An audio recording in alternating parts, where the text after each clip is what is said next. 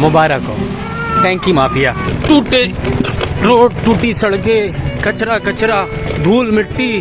मैं शाहिद हूँ, न गैस बिजली ना है पानी।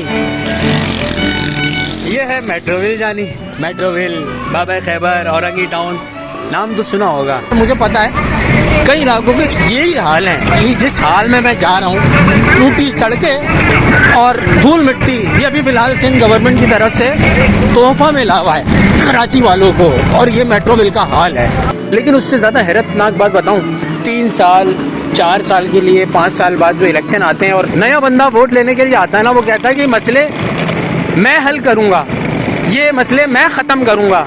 और उससे ज़्यादा खौफनाक बात बताऊँ, ये कोई पिछले 74 मतलब 78, याद भी नहीं अब कितने साल हो गए हमें आज़ाद हुए हुए, लेकिन ये कई सालों से हमारे बड़े बुजुर्ग सुनते आए, हम भी ये सुनते हैं और शायद हमारे बच्चे भी ये सुनेंगे। ये हम ख़त्म करेंगे, कि ये हम ख़त्म करेंगे, ये हम ख़त्म करेंगे।